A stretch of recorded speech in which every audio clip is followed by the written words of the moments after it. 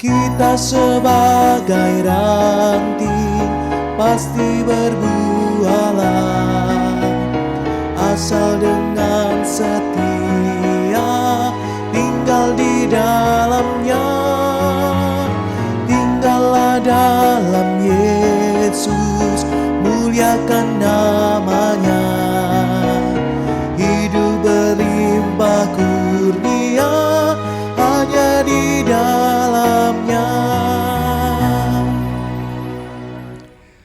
Selamat pagi Bapak, Ibu, dan saudara-saudara sekalian yang dikasihi Yesus Kristus. Kembali kita berjumpa di dalam doa pagi. Kali ini saya Yoni Permana akan membawakan doa pagi. Nah, kita akan membahas satu tema, yaitu dengan tema harus digenapi. Nah, kita akan membaca dari Lukas 24 ayat 36 hingga ke 49. Sebelumnya kita terlebih dahulu untuk berdoa. Terima kasih Tuhan, Engkau pada saat ini kami dapat mendengarkan firman-Mu. Kami akan melihat dan menelaah akan firman-Mu. Biarlah firman-Mu ini berbicara kepada hati kami, kepikiran kami, sehingga kami semakin hari semakin percaya kepada Engkau. Berkati persekutuan doa pagi pada hari ini, dan biarlah semua peralatan yang dipakai dapat digunakan dengan sebaik-baiknya hanya dengan diberkati oleh Tuhan Yesus. Dan biarlah kami pun dapat menyiapkan hati dan pikiran kami dengan baik. Dan berkati juga hamba-Mu yang akan menyampaikan firman-Mu. Biarlah apa yang disampaikan sesuai dengan kehendak-Mu saja. Terima kasih Tuhan, biarlah saat ini Engkau berkati. Waktu ini adalah waktu di mana kami menghadap hadirat-Mu, di mana kami ingin mendengarkan firman-Mu. Berfirmanlah Bapa, kami siap mendengarkan, dan jauhkan kami dari gangguan-gangguan yang akan mengganggu kami ketika kami akan mendengarkan firman-Mu. Terpujilah Tuhan, dalam nama Yesus kami berdoa. Amin. Nah, Bapak, Ibu, dan saudara-saudara sekalian, saya akan membacakan terlebih dahulu di dalam Lukas 24 ayat yang ke-36 hingga ke-49. Saya akan bacakan untuk kita semua. Dan sementara mereka bercakap-cakap tentang hal-hal itu, Yesus tiba-tiba berdiri di tengah-tengah mereka dan berkata kepada mereka, "Damai sejahtera bagi kamu." Mereka terkejut dan takut dan menyangka bahwa mereka melihat hantu. Akan tetapi Ia berkata kepada mereka, "Mengapa kamu terkejut dan apa sebabnya timbul keraguan-raguan di dalam hati kamu? Lihatlah tanganku dan kakiku, aku sendirilah ini, rabalah aku dan lihatlah. Karena hantu tidak ada daging dan tulangnya seperti yang kamu lihat ada padaku." Sambil berkata demikian, Ia memperlihatkan tangan dan kakinya kepada mereka. Dan ketika mereka belum percaya karena girangnya dan masih heran, berkatalah Ia kepada mereka, "Adakah padamu makanan di sini?" Lalu mereka memberikan kepadanya sepotong ikan goreng. Ia mengambilnya dan memakannya di depan mata mereka. Ia berkata kepada mereka, "Inilah perkataanku yang telah kukatakan kepadamu ketika aku masih bersama-sama dengan kamu, yakni bahwa harus digenapi semua yang ada tertulis tentang aku dalam kitab Taurat Musa dan kitab Nabi-Nabi dan kitab Mazmur." Lalu Ia membuka pikiran mereka sehingga mereka mengerti kitab suci. Katanya kepada mereka, "Ada tertulis demikian, Mesias harus menderita dan bangkit dari antara orang mati pada hari yang ketiga. Dan lagi, dalam namanya berita tentang pertobatan dan pengampunan dosa harus disampaikan kepada segala bangsa, mulai dari Yerusalem. Kamu adalah saksi dari semuanya ini. Dan aku akan mengirim kepadamu apa yang dijanjikan Bapakku, tetapi kamu harus tinggal di dalam kota ini sampai kamu diperlengkapi dengan kekuasaan dari tempat tinggi." Amin. Nah, Bapak Ibu, cukup panjang pembacaan kita hari ini, tetapi kita bersyukur bahwa kita sudah mendengarkan, dan biarlah kita akan mengerti dan menelaah dan melakukannya dalam kehidupan kita sehari-hari. Haleluya. Nah, Bapak Ibu, yang namanya hutang adalah sesuatu yang harus dilunasi, ya. Janji itu adalah hutang. Hutang uang pun harus kita lunasi. Banyak orang sekarang lebih gampang hutang daripada gampang untuk hutang, tetapi lebih sulit untuk menagihnya. Nah, Bapak Ibu, banyak sekali sekarang timbul masalah-masalah seperti pinjol, ya, pinjaman online. Banyak orang yang terjerat karena hutang, ya, karena mereka tidak mengerti mekanismenya dan karena mereka mencoba untuk berhutang untuk konsumsi atau konsumtif, dan mereka tidak memikirkan bagaimana cara mengembalikannya, bagaimana mereka mencicilnya, bagaimana mereka harus membayarnya. Mereka bingung dan akhirnya banyak yang melarikan diri, banyak yang lari karena tukang kreditnya luar biasa gigih untuk menagih, ya, tentunya Bapak Ibu. Nah, Bapak Ibu, demikian juga seperti nubuatan. Nubuatan ini adalah yang dilakukan oleh nabi-nabi ketika itu zaman perjanjian lama, ya. Banyak nabi-nabi yang bernubuat bahwa Mesias akan datang, bahwa Mesias harus menderita. Nah, itulah yang harus digenapi. Nubuatan ini harus digenapi. Karena apa? Karena ini adalah pesan dari Allah, janji dari Allah, dan itu harus digenapi, dan itu harus dilunasi, dan itu harus diwujudkan. Allah tidak mungkin ingkar janji. Allah tidak mungkin hanya janji-janji doang, hanya omong doang, tidak. Nah, Bapak Ibu, semuanya harus digenapi, dan siapa penggenapnya adalah Tuhan Yesus sendiri. Nah, pada saat ini kita membaca tadi dari Lukas 24 bagian 36 ayat 36 hingga 49. Di situ diceritakan bahwa murid-murid berkumpul, kemudian mereka bercakap-cakap tentang Yesus, tentang kejadian yang mereka alami. Saat ini setelah kita merayakan Paskah, kita tentunya tahu bahwa Tuhan Yesus sudah bangkit dari kubur. Tuhan Yesus sudah kembali menjadi hidup kembali, ya, bangkit dari kubur. Nah, pada waktu itu murid-murid berkumpul. Mereka membicarakan satu sama lain tentang Yesus. Mereka berbicara apa yang harus mereka lakukan. Bagaimana sikap mereka dengan beritanya Tuhan Yesus bangkit. Kalau berita di luaran bahwa imam-imam kepala menuduh para murid mencuri mayat Yesus sehingga hilang. Nah, murid-murid merasa ragu. Mereka ragu-ragu. Mereka mengumpulkan bukti-bukti apa benar Tuhan Yesus bangkit. Murid-murid sedih juga, murid merasa kehilangan, mereka merasa ketakutan, galau hidup mereka, pikiran mereka galau, khawatir, segala hal perasaan negatif ada pada mereka di antara para murid ini. Bagai ekor itik yang kehilangan induk semangnya. Jadi mereka sudah putus asa, Bapak Ibu. Mereka sama sekali bingung, tidak tahu apa yang harus dikerjakan. Biasanya mereka melakukan setelah bangun, melakukan apa. Tetapi setelah ini, setelah tidak ada pemimpin mereka yaitu Yesus, mereka bingung, tidak tahu.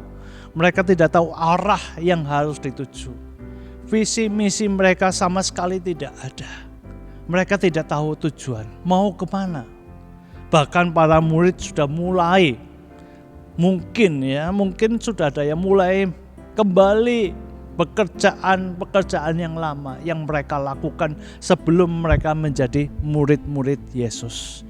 Mereka sudah mulai mencari-cari pekerjaan. Mereka sudah mencari kesibukan masing-masing. Nah, Bapak Ibu, kalau kita membayangkan bagaimana sikap murid itu. Suasananya tentulah mencekam. Mereka berkumpul dengan pintu yang tertutup di sebuah ruangan yang tertutup, dan mereka sama sekali betul-betul tidak mau terdengar suara mereka oleh orang luar. Mereka betul-betul kusyuk dan mereka betul-betul diskusi untuk apa yang harus mereka lakukan. Tidak ada rutinitas sama sekali yang biasa mereka lakukan. Mereka bingung. Nah, di saat itulah Yesus datang untuk menampakkan diri.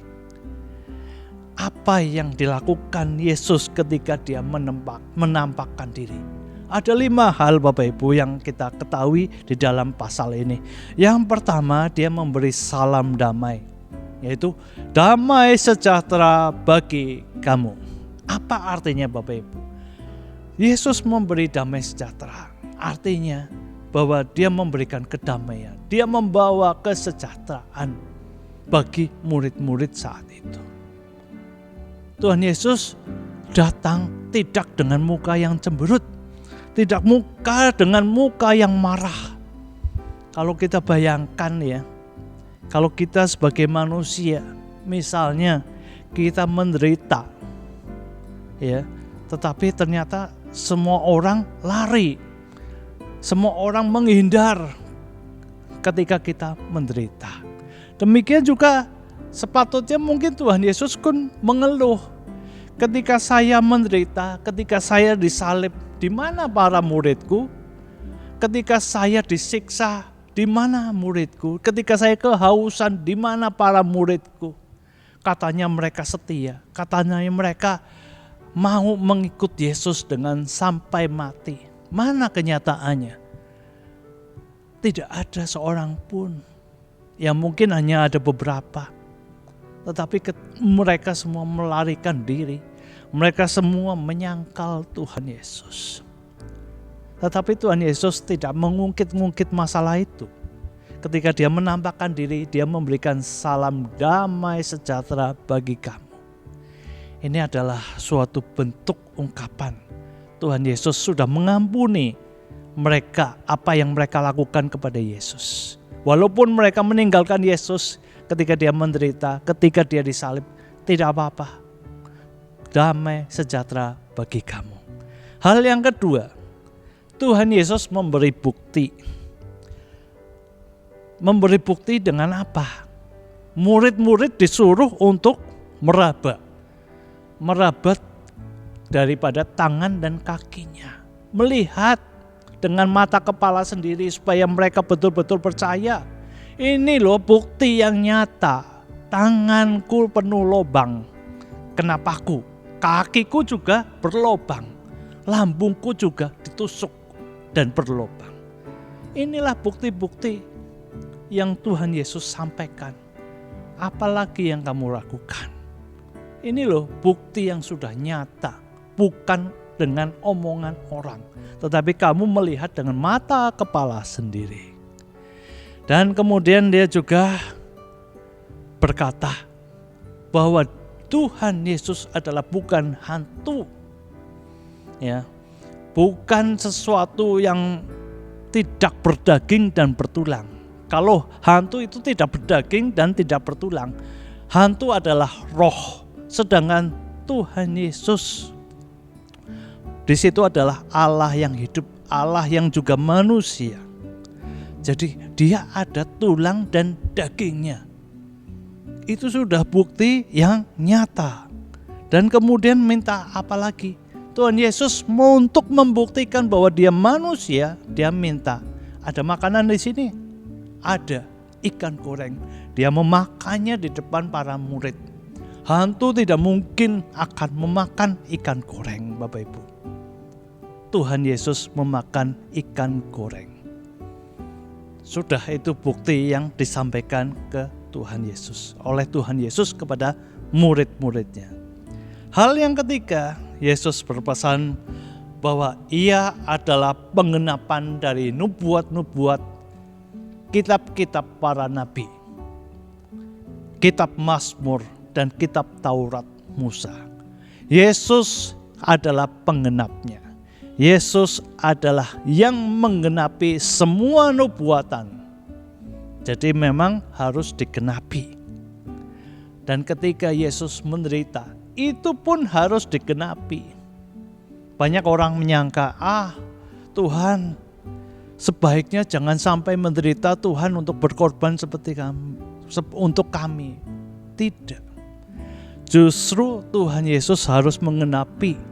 Walaupun dia harus menderita, walaupun harus dicambuk, walaupun harus diludahi, walaupun harus betul-betul menanggung beban salib, dia harus menderita.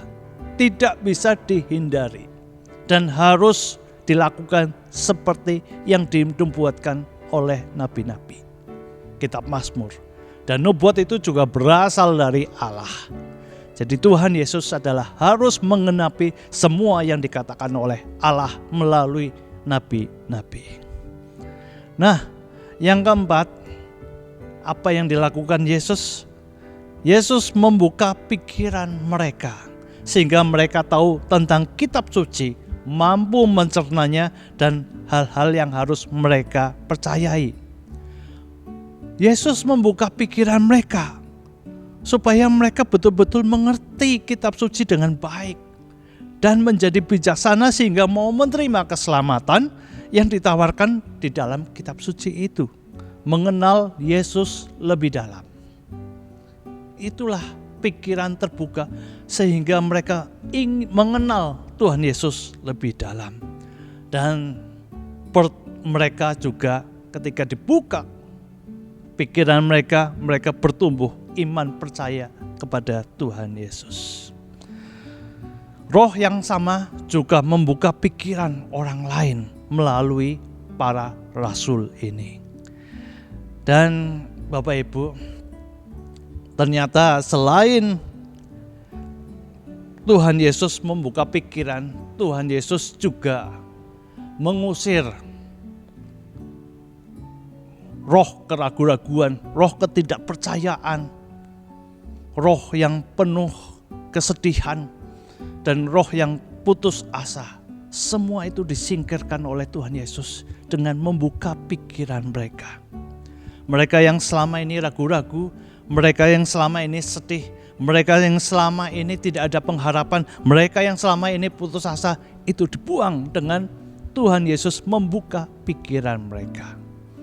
Hati-hati Bapak Ibu, ketika kita merasa sedih, ketika kita merasa putus asa, setan bisa untuk bekerja. Setan bisa bekerja melalui pikiran kita, supaya kita tidak menerima Tuhan Yesus. Nah, hal yang kelima, setelah pikiran mereka terbuka, mereka harus memberitahukan kabar baik itu kepada dunia.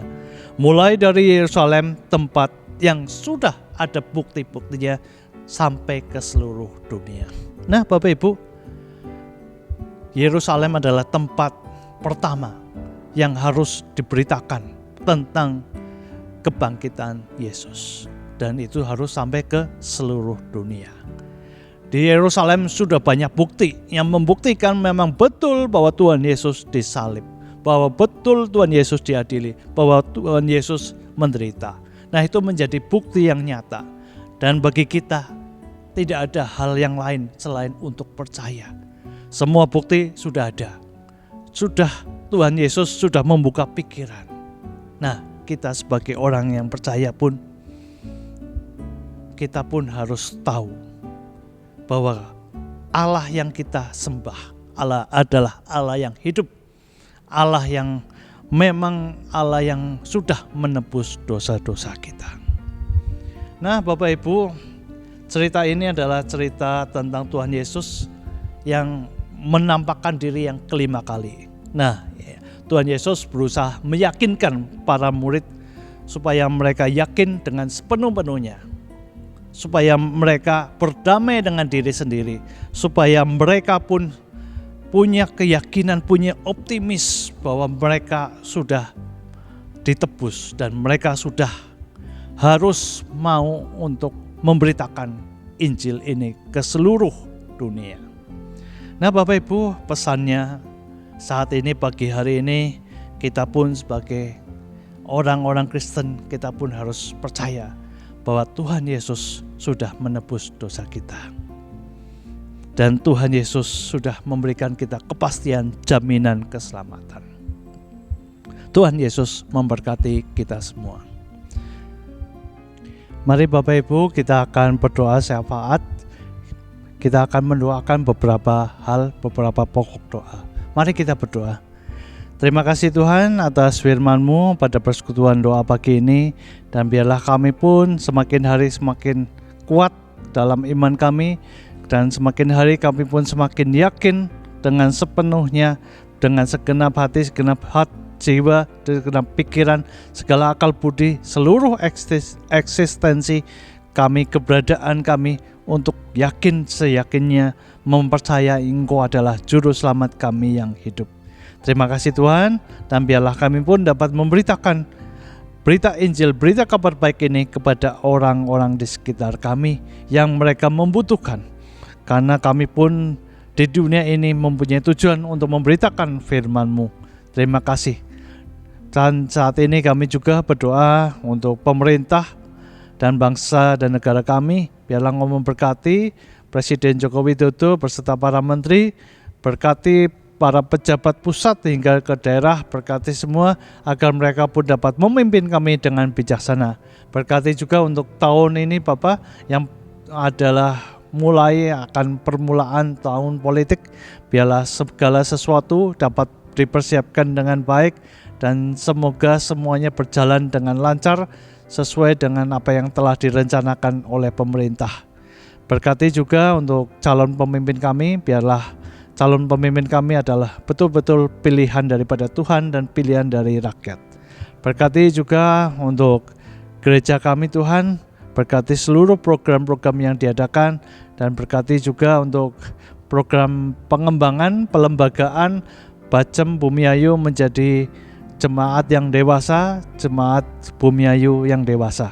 Berkati seluruh rangkaian proses yang akan dilakukan oleh majelis jemaat maupun oleh badan pengurus di Bumiayu. Kau berkati semua persiapannya. Terima kasih Tuhan, Kau juga berkati program-program yang akan kami adakan, baik itu program gereja maupun program yang harus kami lakukan, yaitu untuk program komisi maupun program-program bidang pendidik, bidang-bidang yang harus dilakukan. Berkati semuanya agar semuanya dapat berjalan dengan baik. Dan saat ini kami juga berdoa, biarlah Engkau memberikan kami rezeki yang cukup, berikan kami makanan yang secukupnya. Dan biarlah Engkau berkati seluruh masyarakat Indonesia yang saat ini akan merayakan perayaan Idul Fitri. Biarlah berkati saudara kami yang merayakan, dan biarlah semuanya dapat berlangsung dengan baik dan tertib. Terima kasih Tuhan, itulah doa-doa kami yang kami alaskan hanya dalam nama Tuhan Yesus, Juru Selamat kami yang hidup. Amin. Demikian Bapak Ibu, doa pagi pada pagi hari ini. Kita bersyukur dan kita akan bertemu kembali di lain waktu dan kesempatan. Tuhan memberkati kita semua. Puji Tuhan. Haleluya.